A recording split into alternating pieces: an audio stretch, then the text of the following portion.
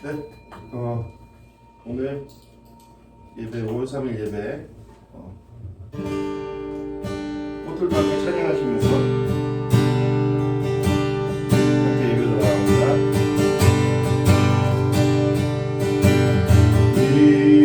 이곳은 생각생 솟아나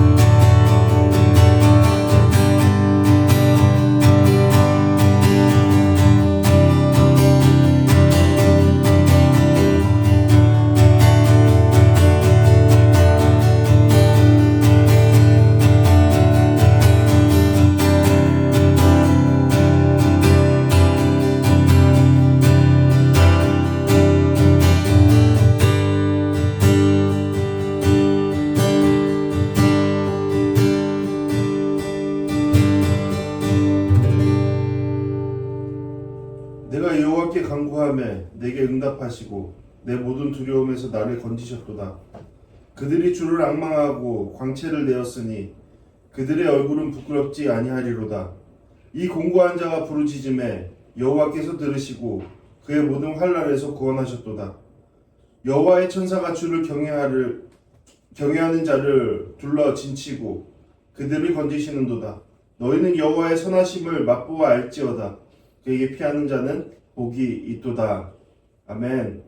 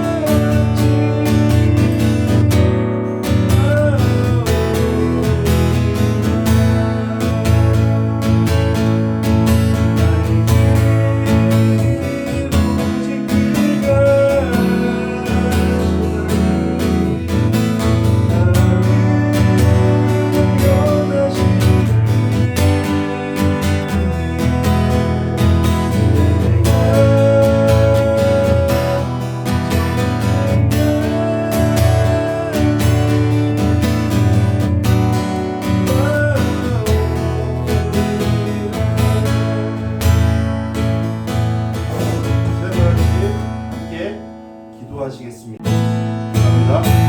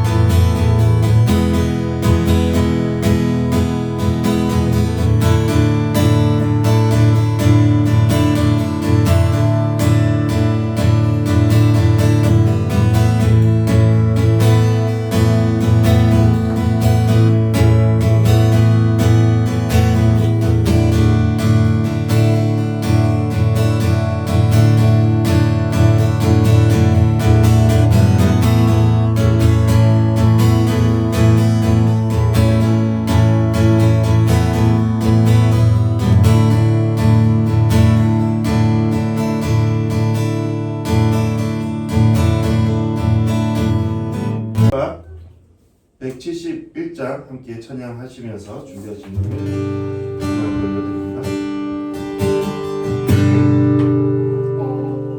하나님의 독생자 예수 나를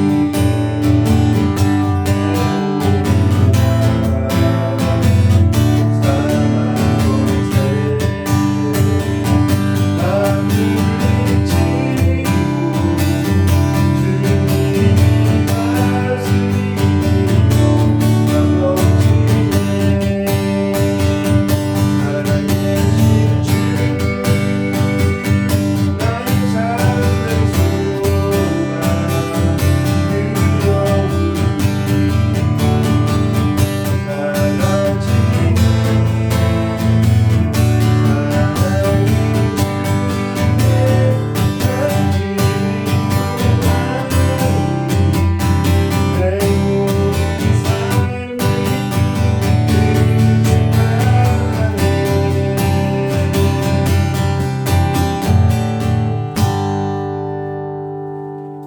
오시었네. 이 시간과 같이 사도신경 하심으로 우리의 신앙을 함께 고백하겠습니다. 나는 전능하신 아버지 하나님 천지의 창조주를 믿습니다. 나는 그의 유일하신 아들 우리 주 예수 그리스도를 믿습니다. 그는 성령으로 잉태되어 동정녀 마리아에게서 나시고 본디오 빌라도에게 고난을 받아 십자가에 못 박혀 죽으시고 장사된 지 사흘 만에 죽은 자 가운데서 다시 살아나셨으며 하늘에 오르시어 전능하신 아버지 우편에 앉아 계시다가 거기로부터 살아있는 자와 죽은 자를 심판하러 오십니다. 나는 성경을 믿으며 거룩한 공교회와 성도의 교제와 죄를 용서받는 것과 몸의 부활과 영생을 믿습니다. 아멘. 네, 오늘 말씀 보이지 않는 길이라는 제목으로 사도행전 1장에서 12절까지만 생각해 보시겠습니다. 길어서 11절하고 12절 말씀만 읽겠습니다. 제가 읽을게요. 이 예수는 거짓자들이 버린 돌이지만 진 모퉁이의 머릿돌이 되셨습니다. 예수 외에는 다른 어느 누구에게도 구원을 받을 수 없습니다. 하나님께서는 하늘 아래 우리가 구원받을 만한 다른 이름으로 우리에게 주신 일이 없기 때문입니다. 아멘. 네, 오직 예수. 오직 예수. 네, 오직 예수. 보이지 않는 길. 이런 제목으로 말씀 나눕니다. 우리의 시간들이 항상 평탄하기만 하면 좋겠죠. 그것을 꿈꾸죠. 하지만 그러면 재미가 없겠죠. 분명한 것은 그런 일은 우리에게 없습니다. 우리의 삶은 고통의 연속이다 라는 것을 인식해야 합니다. 그렇다고 해서 고통의 연속이다, 그래서 살 이유가 없다, 쓸모없다, 가치 없다, 그건 아닙니다. 고통이 있어서 기쁨이 있는 것이고 기쁨이 있어서 고통을 감당하는 겁니다. 이것을 인정하는 것이 어쩌면 우리의 삶의 지혜가 아닐까 생각해 봅니다. 파도를 타는 것이죠. 그렇게 우리는 고통이 없는 나날을 기대하기보다는 고통이 찾아왔을 때 어떤 태도를 취해야 할지 대비하는 것이 옳지 않나 생각해 봅니다. 여러분, 질문 하나 할까요? 살아가면서 앞이 꽉 막힌 듯한 느낌이 들 때 있잖아요. 보이지 않는 길, 말한 것처럼 보이지 않는 길, 그 유지아가 불렀죠. 그 가사처럼 보이지 않을 때 여러분은 어떤 모습을 취합니까? 어떤 태도를 취합니까? 어떤 자리에 있습니까? 피합니까? 아니면 맞섭니까? 아니면 방법을 구하기 위해서 막 여기저기 뛰어다닙니까? 아니면 좌절한 모습 속에 그냥 모든 것들을 감추려고 했습니까? 아니면 어떻게 해서든 이 기운을 느끼지 않기 위해 애써 노력합니다. 여러분들의 모습은 어떠하죠? 1994년에 모로코 사하라 사막에서 극한의 마라톤 대회 샤블이 열렸습니다. 그곳에서 이탈리아 출신의 장거리 선수 무프로 스페리라는 사람도 참가했는데요. 싫어합니다. 그는 이런 종류의 마라톤 대회를 참 많이 참여한 잔뼈 굵은 베테랑 선수였어요. 그런데 대회 도중에 갑작스러운 모래폭풍을 만나게 돼요. 그리고 결국 방향을 상실합니다. 길을 잃게 돼버린 거죠. 사막 한복판에서. 문제는 그 다음이었어요. 이런 일은 사막이라는 불확실한 환경 속에서, 자연환경 속에서 빈번하게 일어났습니다. 그래서 대회사 측에서는 참가 선수들에게 이런 긴급한 상황이 일어났을 때에 대한 일반적인 대처법을 이미 숙지시켰습니다. 그러니까 베테랑인 이 사람은 분명히 그것에 대해서 알았을 거예요. 방향을 잃었을 때 무리하게 그 자리를 이탈하려 하기보다는 위치를 유지하면서 구조를 기다리라라는 것이었습니다. 이 선수 분명히 알았습니다. 그런데 그가 갖고 있는 정보와 그의 선택은 달랐어요. 그는 일반적인 대처보다는 자신의 촉과 경험을 믿었습니다. 그래서 어떻게든 시작한 지 얼마 안 되는 경기에 참여하기 위해 애를 썼습니다. 자신이 하기에는 옳은 길로 최선을 다해 나갔습니다. 여기서 중요한 건 뭐예요? 자신이 생각하는 옳은 길로 최선을 다해 나갔다는 거예요. 그때만 해도 자신은 경기 진행 방향에서 이탈해 있지 않다라고 생각했어요. 하지만 그의 열심은 결과적으로 점점 경기 방향과 멀게 만들었어요. 그리고 결국 구조가 가능한 범위로 완전히 벗어나게 됩니다. 이후에 그는 약 9일 동안 사막을 홀로 헤맵니다. 이제는 경기가 아닌 생존의 싸움이죠. 물과 식량이 바닥난 상태에서 극한의 탈수와 고립을 경험하죠. 다행히도 그는 대회 장소에서 한참 떨어진 알제리 국경 인근에서 현지인에 의해서 약 9일 후에 발견되어 구조됩니다. 여러분, 이 이야기는 우리의 삶의 이야기와 다르지 않다라고 생각되는데요. 여러분 나눈 것과 같이 최선의 삶을 살기 위해 오늘 하루를 성실히 살아가는 거 매우 중요합니다. 하지만 그보다 먼저 우리의 이러한 최선, 열심이 어디를 향해 있는 것인지 생각해 봐야 합니다. 그죠? 너무나 당연한 이야기죠. 평상시에도 우리의 삶의 위치와 방향을 되돌아보는 시간이 반드시 필요하지만 우리의 길이 어딘가에 막혀 있을 때, 있는 듯한 느낌이 들 때, 보이지 않는 길 앞에 섰다라고 느껴질 때 우리에게는 이러한 생각하는 시간이 너무나도 요구됩니다. 어쩌면 그 시간이 우리에게는 성숙의 기회가 될 수도 있고, 어쩌면 그 시간이 우리에게는 다시는 돌아올 수 없는 길을 향하는 선택이 될 수도 있다라는 것이죠. 그러니까 이러한 점에서 전도서 기자는 고난의 때에는 생각하라라는 지혜를 전하고 있습니다. 고난의 때에는 어떻게 하라고요? 생각하여라. 앞서 언급한 바와 같이 우리의 삶은 순풍을 만날 때도 있고 역풍을 만날 때도 있습니다. 그중 기쁜 날만큼이나 고난의 날 우리는 더욱 깊이 생각해 봐야 한다는 것이 전도서 기자의 선포입니다. 물론 기쁨으로 느끼지 못하고 기쁨의 날을 즐기지 못하는 것도 문제가 많습니다.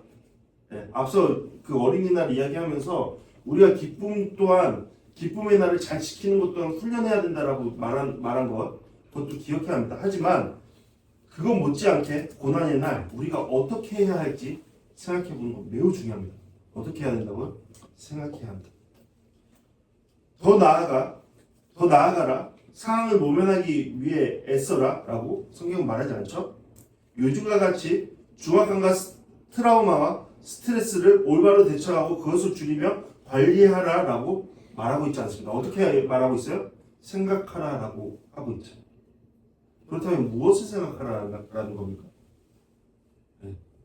한마디로 하나님께서 하시는 일을 기억하고 기대하라라는 겁니다. 그것을 생각하라라는 겁니다. 너희와 함께 하시는 하나님을 생각하라라는 겁니다. 모든 것을 주관하시는 주님을 생각하라는 겁니다. 전도서 기자는 13절 말씀에서 이렇게 말하죠. 하나님께서 구부리시는 것을 어느 누구도 펼 수 없음을 기억하라. 이 말씀이 뭐예요? 하나님께서 굽히신 것, 하나님께서 계획하신 것, 하나님께서 뜻하신 것을 어느 누구도 뺄 수 없다. 어느 누구도 하나님과 대적할 수 없다. 어느 누구도 하나님을 대신할 수 없다. 그러한 하나님을 기억하라라는 것이죠. 이는 하나님의 뜻 가운데 내가 자리하고 있는지를 점검해 보라라는 것과 다르지 않죠. 하나님의 그늘 아래 내가 지금 거하고 있는가? 하나님을 가까이 하고 있는가? 생각해 보라는 겁니다. 왜요? 그것이 우리의 숨쉴 곳이기 때문이죠. 우리가 살아날 곳이기 때문입니다. 은혜롭죠? 은혜롭지 않습니까? 전도서 기자가 이렇게 선포한 이유를 생각해 봐야 돼요. 그리고 이 전제된 게 뭐예요? 고난의 때 생각하여라. 이 두 가지는 하나님께서 만드신 것이다. 그러니까 모든 것들이 하나님의 주관 안에 하나님의 뜻하심 속에 있다. 그 가운데 하나님의 뜻하심은 하나님을 생각하라. 하나님께서 함께 하시면 생각하라. 왜요? 왜? 전제가 있죠. 그 자에게 하나님께서 함께 하실 것이다. 놀라운 은혜의 말씀이라 생각합니다. 네, 요즘 세상에서 더 필요한 말씀이라고 생각합니다. 왜죠? 사람들은 답이 없어서 허덕거리고 있잖아요. 사람들은 자신 스스로 답을 내기 위해 허덕거리고 있잖아요. 그렇죠? 세상의 모든 것을 창조하시고 주관하시며 선악간의 모든 행위를 심판하시는 분, 우리의 생명이시며 진리이시며 능력의 하나님, 그 빛 가운데 자리하고 있는지를 생각해 보라는 겁니다. 매 순간, 그리고 특별히 우리의 삶이 막혀있는 듯한 느낌이 들 때, 그리고 생각함으로 삶을 조종하라는 겁니다. 어디로요? 하나님의 그늘 아래로 나아갈 수 있도록. 오늘 말씀에서 우리는 두 부류의 각각 같은 사건 앞에 다른 모습을 취하는 사람들을 보게 돼요. 굳이 나누자면 베드로와 요한 그리고 안진뱅이가 한 그룹, 그리고 놀라운 치유를 이렇게 놀라운 치유를 경험한 그 한 부류가 있고, 다른 한 부류는 당시 유대의 지도자들의 자리에 있었던 제사장들과 경비대장, 사두개파 사람들의 부류, 이렇게 두 부류로 나눌 수 있습니다. 이 두 부류는 각각의 자리에서 각각의 위기를 맞이합니다. 그리고 그 위기 앞에 다른 모습을 취하죠. 물론 그들의 반응은 그들의 신념과 그들의 마음의 상태, 삶의 방향, 그들이 누구인지를 그대로 고스란히 드러냅니다. 앞서 우리가 지금 계속 이야기를 하고 있어요. 매주. 앞서 베드로와 요한은 성전의 아름다운 문 앞에서 구걸하던 안진뱅이를 주 예수 그리스도의 이름에 힘입어 걷고 뛰게 하는 역사를 경험했죠. 정말 놀라운 역사죠. 이는 예나 지금이나 전무후무한 사건입니다. 하나님의 능력 아래 이루어진 기적 사건이죠. 이러한 기적은 사람들에게 놀라움이 되었고 순식간에 사람들의 주목을 이끌어냈습니다. 이러한 소식을 들은 사람들은 이 일의 장본인인 안진뱅이와 베드로, 요한에게 몰려듭니다. 그리고 베드로는 이를 기회 삼아 부활하신 예수 그리스도, 온 세상을 다시 회복시키실 예수 그리스도를 전하는데 최선을 다합니다. 베드로는 설교에서 유대인들이 십자가에 못 박아 죽인 예수 그리스도가 하나님의 뜻에 따라 다시 부활하셨고, 여기서 중요하죠. 하나님의 뜻에 따라 유대인들은 그 길을 막으려고 했지만, 굽은 길을 펴려고 했지만 그들이 감당치 못했고, 하나님의 뜻에 따라 예수님은 부활하셨고 승리하셨고, 부활하신 예수 그리스도께서 안진뱅이를 치유하셨음을, 그리고 이러한 능력의 주 예수 그리스도가 모든 자의 구원의 시작이요 마지막 심판을 통해 모든 세상을 회복하실 주님이시라는 것을 역설하였죠.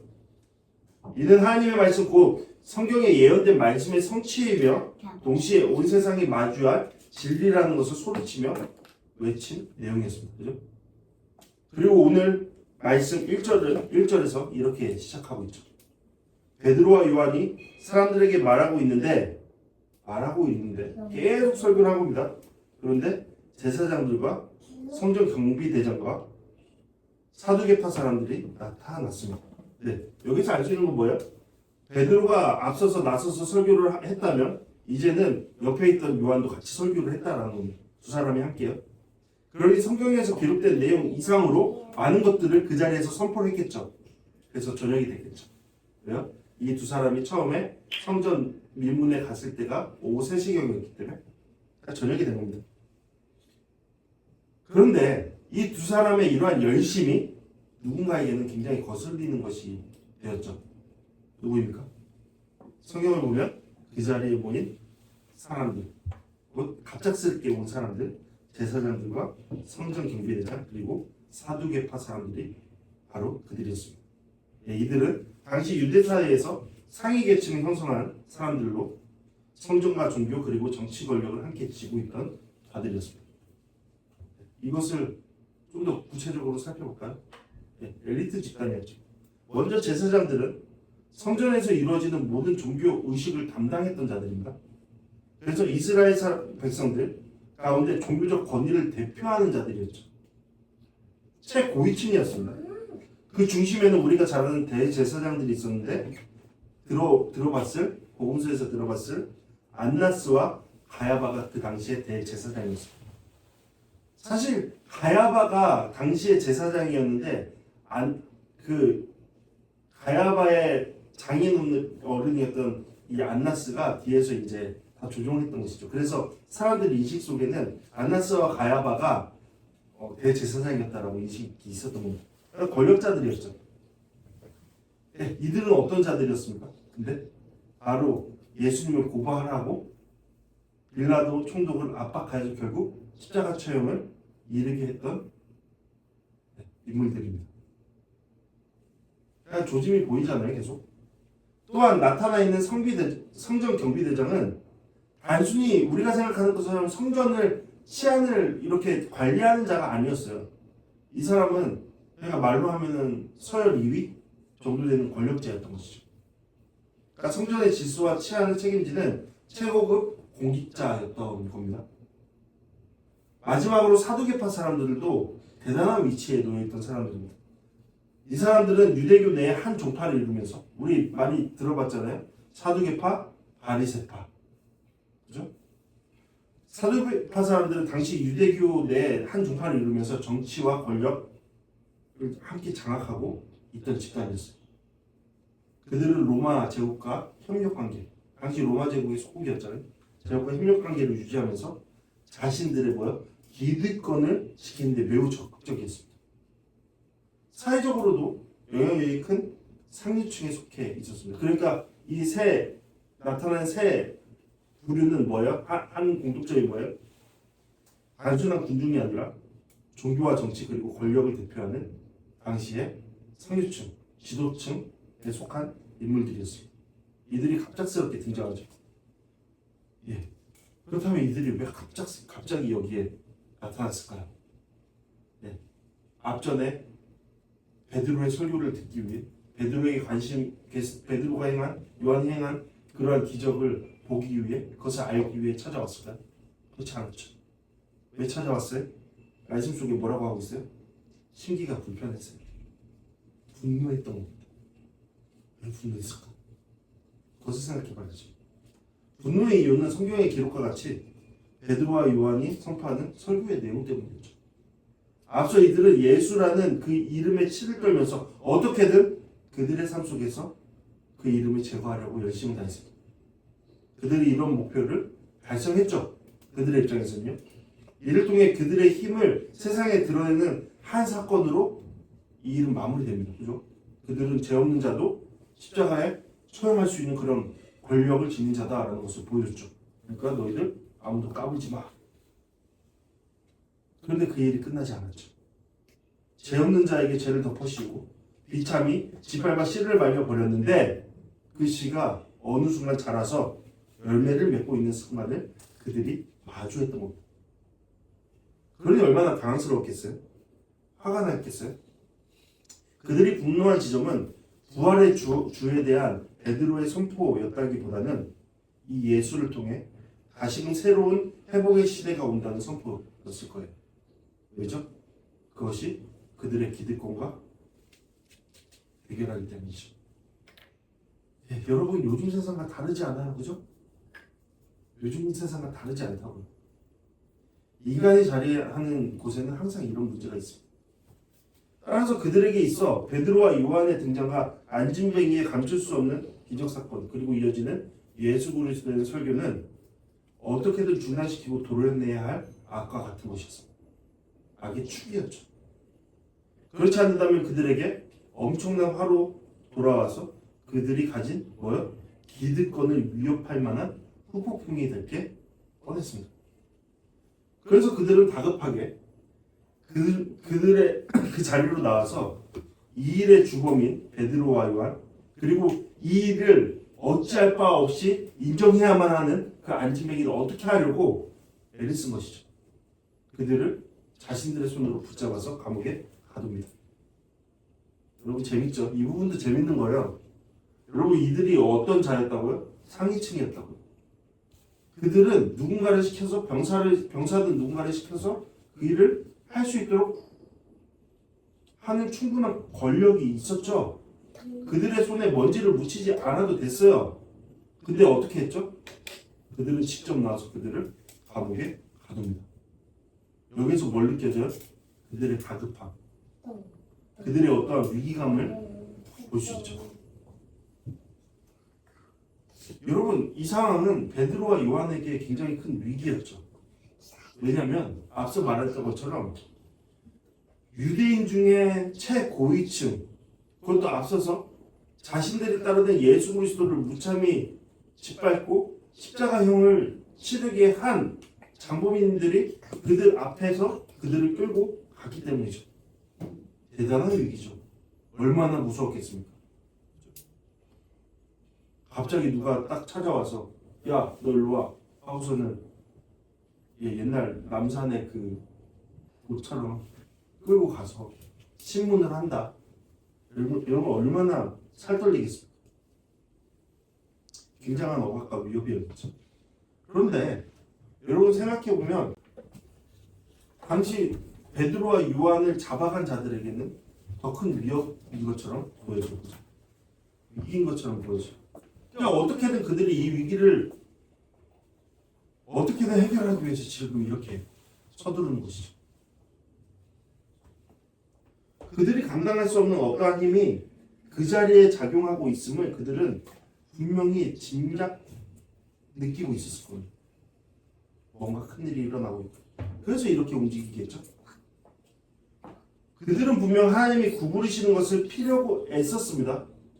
하지만 그것이 불가능한 것이 아닌가라는 것 또한 직감했겠죠. 그래서 이렇게 움직이는 거죠. 근데 여러분, 실제 그들의 억압이 강해지면 강해질수록 어떻게 됐어요? 하나님의 살아계신 역사는 더욱 힘있게 드러납니다. 4절 말씀을 볼까요? 어떻게 기록되어 있어요? 그러나가 중요하죠.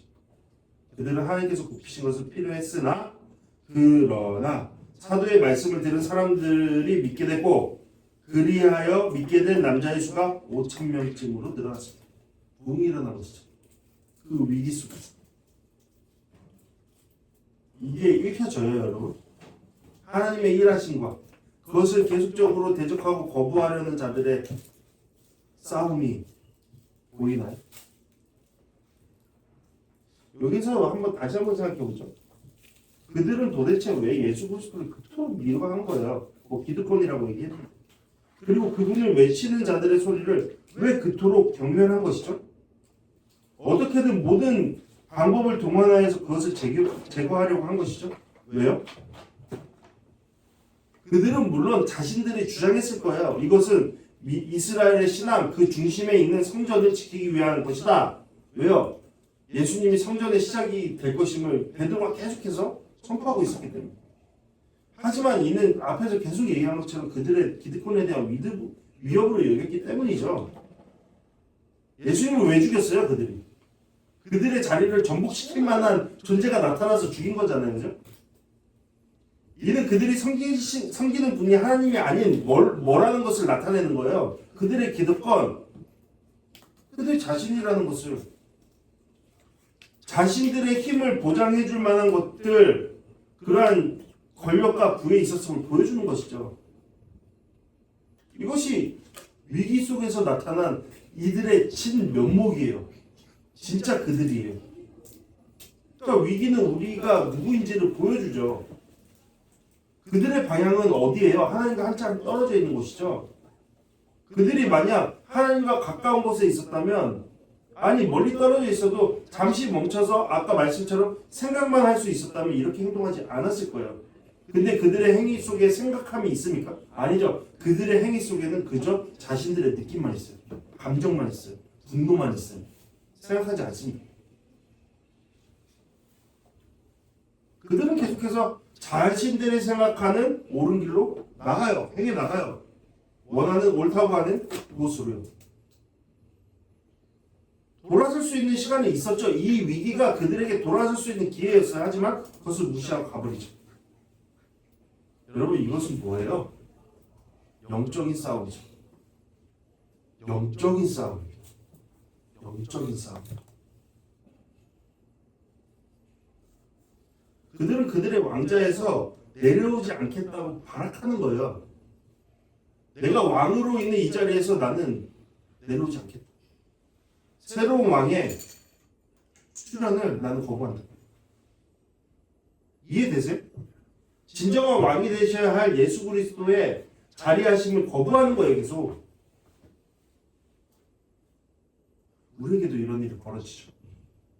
여러분, 너무나도 저는요, 지금 일주일을 보내면서도 그렇고, 제가 공부하는 이 상담의 영역에서도 그렇고, 계속된 싸움이에요. 그곳에서는 계속된 선생님 자리를 지키셔야 합니다. 하나님의 말씀, 그 자리는 하나님의 뜻이다. 예. 저는 사실상 심리학이 세상의 모든 흐름을 보여준다고 생각하거든요. 그것을 보고 있습니다.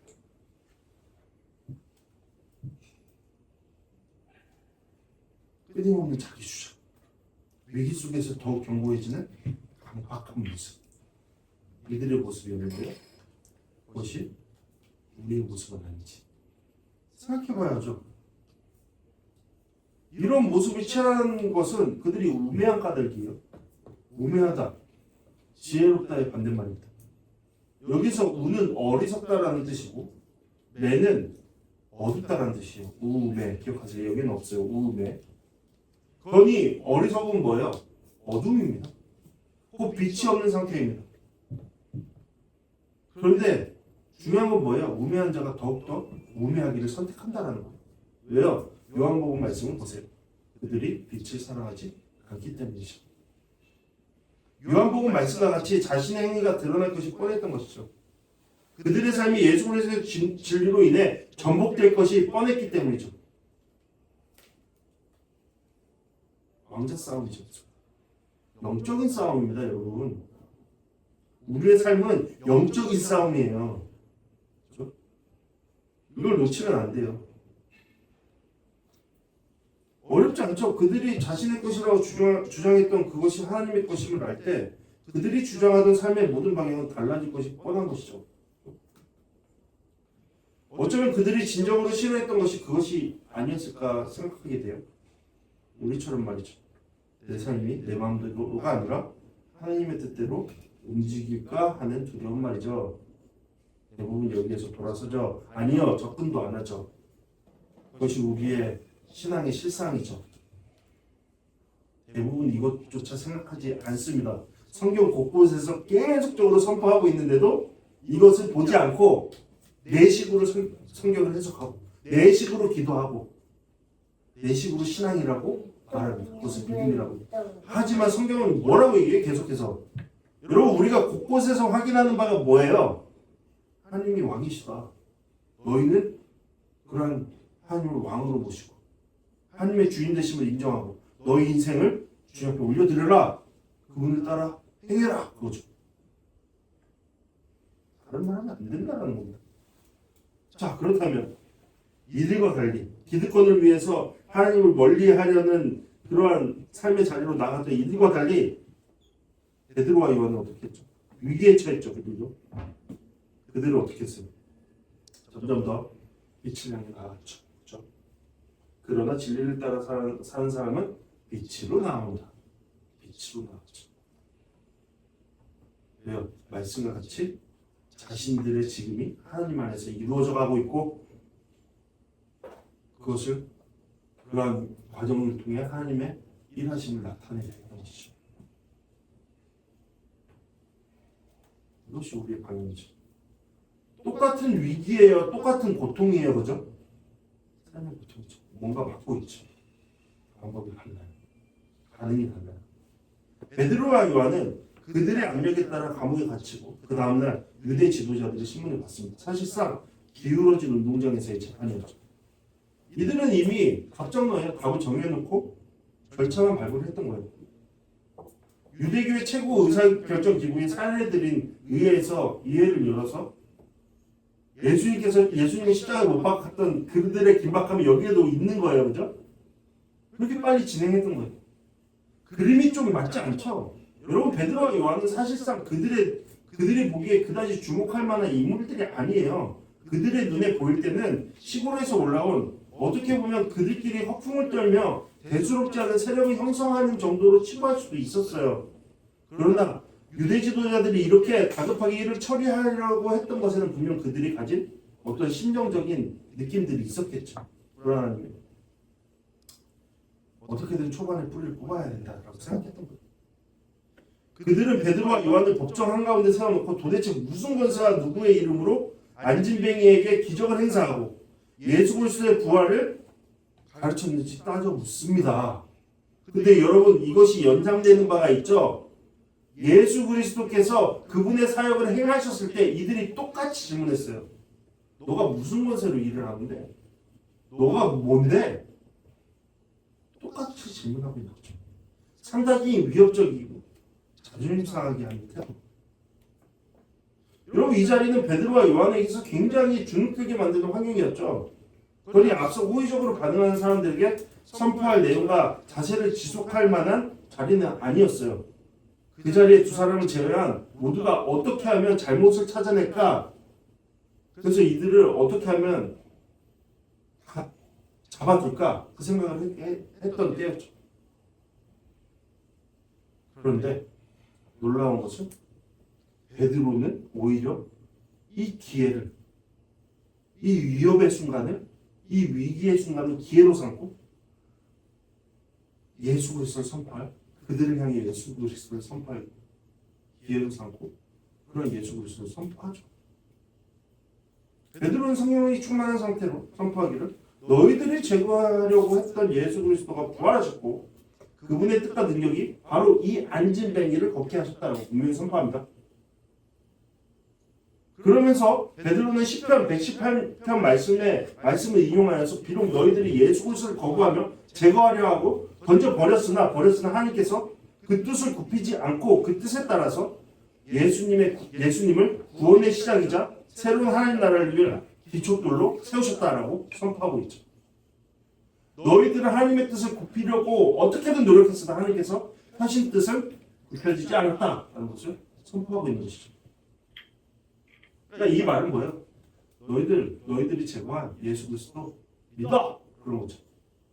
그분이 온리 원이야. 이들 그들의 기득권의 원천이라고 주장하는 성전이 아닌 예수 그리스도를 말미암아 새로운 성전을 이루시겠다는 하나님의 계획하심을 선포한 것이에요.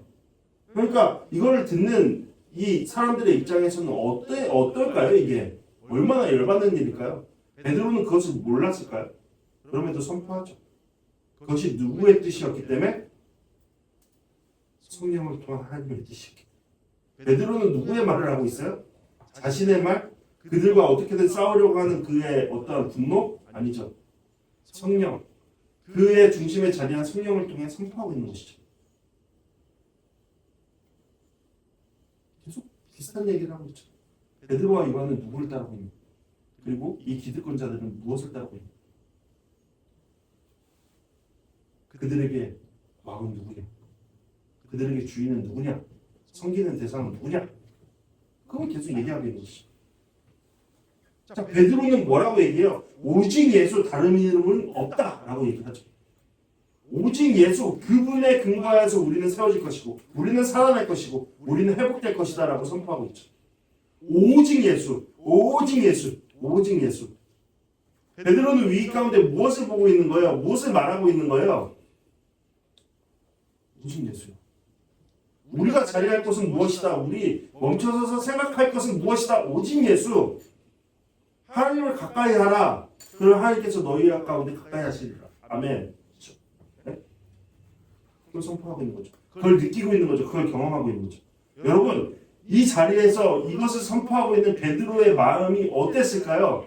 두려움에 어떻게 이러다 보면 어떻게 되는 거 아니에요? 아니죠. 성령 충만함을 통해 하나님의 일하심을 경험하며 뜨거운 마음에 선포하고 있겠죠. 하나님의 살아계심을 역사하면서 경험하면서요. 우리는 이 자리에 있어야 되는 거예요. 설교자만 아니 우리의 삶의 자리에 있어요. 여러분 이러한 베드로의 선포가 더욱더 놀라운 건 뭐예요? 우리가 앞서 주중 말씀을 통해 다시금 확인한 베드로의 연약한 모습을 생각할 수 있기 때문이에요. 여러분 요한복음 21장에서 베드로가 예수 그리스도의 부활을 알게 된 다음에 어떻게 행동했어요?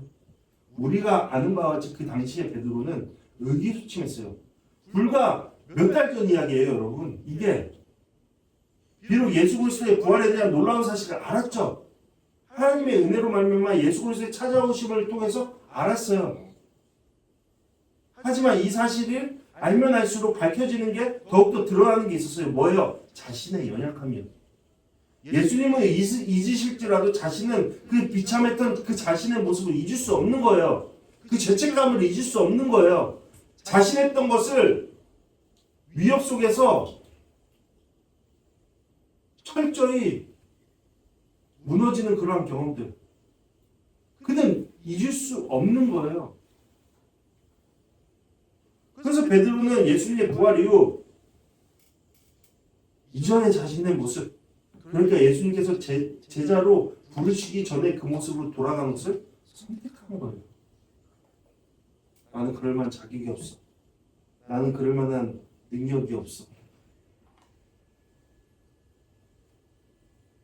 물론 알았죠. 예수님께서 그를 살아나는 업으로 부르셨다는 것을요. 하지만 그는 또 알았죠.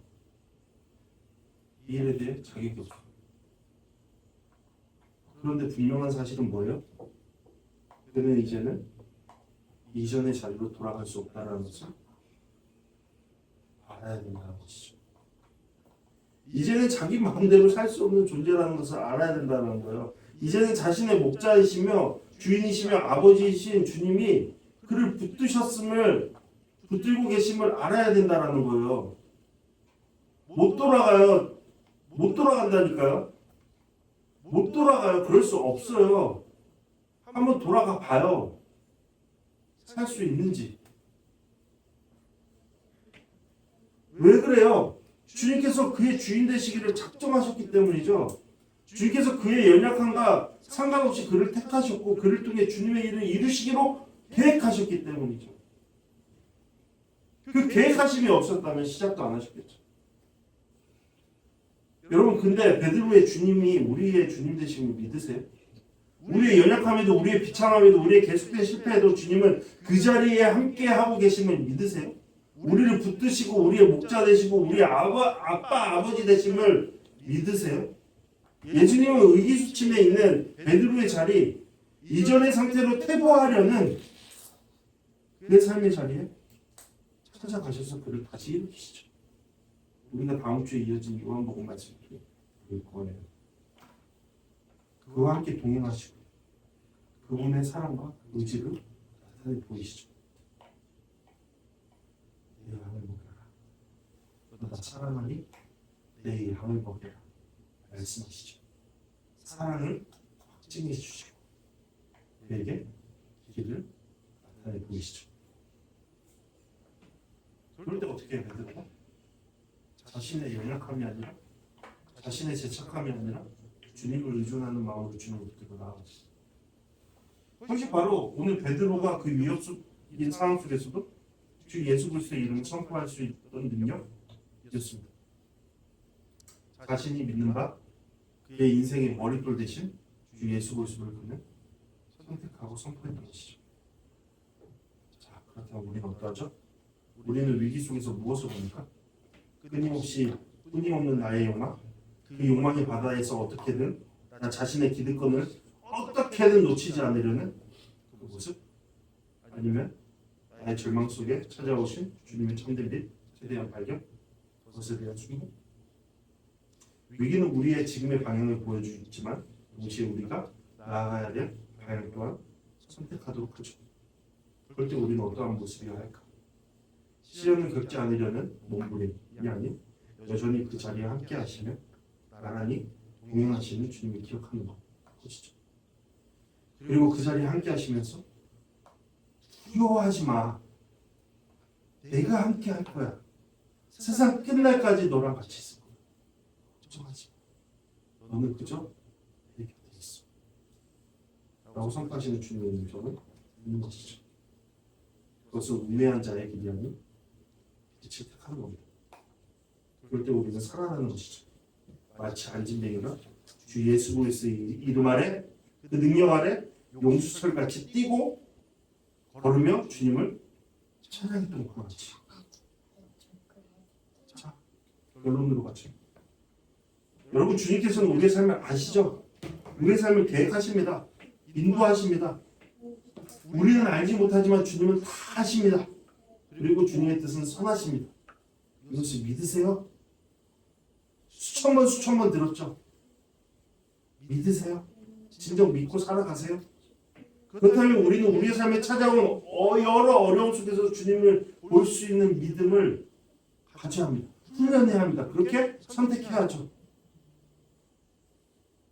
베드로는 우리 인생 가운데 온갖 시험이 있다는 것을 말하죠. 그죠? 말하죠. 그러면서 그 시험이 비록 잠시 근심이 되기는 하나 오히려 큰 기쁨으로 나아가는 주춧돌이 된다라고 선포합니다. 그 이유를 베드로전서 1장 7절에서 다음과 같이 말하죠. 그 시험이 믿음의 실현이 될 때 우리를 더욱 주 예수 그리스도를 향한 삶이 되도록 하기 때문입니다. 베드로는 이를 금이되는 과정으로 말하고 있어요. 이것이 오늘 말씀의 결론입니다. 여러분, 금은 본래 순수한 금속이죠. 불에 들어가면 물렁해지거나 녹아질 수는 있습니다. 하지만 타서 사라지진 않아요. 오히려 문제는 금 자체가 아니죠. 그 안에 섞여 있는 불순물입니다. 금강석 상태에서 금에는 여러 잡티와 불필요한 성분이 함께 섞여 있죠. 이 금을 불 속에 넣으면 어떻게 되죠? 불순물은 다 없어지고 위로 떠올라 재련공이 쉽게 얻어낼 수 있게 됩니다. 그 과정을 거치면 금은 어떻게 해요? 정금과 같이 나오죠. 순수해집니다. 그래서 불은 겉으로 보기에는 금을 파괴하는 시험처럼 보이지만 실제로는 그렇지 않죠. 그건 금을 없애는 것이 아니라 금이 아닌 다른 것을 제거하는 겁니다. 결국 불을 통과한 금은 더 순수하고 더 아름다운 상태가 되는 것이죠. 이것이 바로 주님 안에서의 믿음의 실현입니다. 자, 베드로가 말하는 것은 단순히 우리가 어려움 당할 때 우리는 성장한다라는 그런 말도 안 되는 소리가 아니죠. 가만히 있으면 된다라는 것이 아니죠. 우리의 기다림, 우리의 견딤은 적극적인 겁니다. 어떠한 적극성이 있는 거예요? 생각하는 것이죠. 하나님께 함께 하시는. 생각한다라는 것은 그냥 단순히 가만히 있다라는 게 아니에요. 그 안에 속하기 위해, 그 안에 마음을 다하기 위해, 그 안에서 살기 위해 발버둥치는 겁니다. 나의 주님 대신 주님께서 말씀하시는 그 음성을 듣기 위해, 그 음성을 듣지 못하게 하는 가로막는 나의 강박한 마음을 깨기 위해, 귓등으로 듣는 나의 교만함을 깨기 위해 노력하는 거예요. 그리고 생각하는 것이죠. 계속적으로 우리와 함께 하시는 은혜를 베푸시기에 작정하신 그 예수 그리스도, 그분을 믿음으로 이 시련을 견뎌갈 때 우리는 더욱더 성숙한 한 사람이 되어간다. 주님의 사람으로 나아간다. 오늘 말씀의 베드로와 같이 그 위기 속에서도 주님을 선포하는 그런 한 사람이 되어간다 라는 것이죠. 오늘 말씀에서 두 분의 사람을 봤습니다. 여러분, 어떤 사람이 되고 싶습니까? 그리 아실지라도 저는 주님을 따르겠습니다 라는 고백이 우리 가운데 있기를 소망해요. 그렇게 삽시다. 멋지게 믿음의 사람. 주님께서 우리를 그 자리로 인도하십니다. 다니엘의 친구는 그것을 선택했죠. 주님을 바라보기로. 우리가 숱하게 들은 말씀입니다. 그것이 우리의 현실이 되어야 합니다. 그리 아니하실지라도, 내가 생각한 대로, 내가 계획한 대로, 내가 뜻한 대로 되지 않을지라도 저는 주님의 계획은 있습니다. 그것을 하겠습니다. 고백함으로 나아가는 우리 되기를 바랍니다. 보이지 않는 그 길 속에서 더욱더 주님을 바라보고 주님께서 행하시는 그런 일들을, 놀라운 일들을 경험하는 우리 모두 되기를 바랍니다.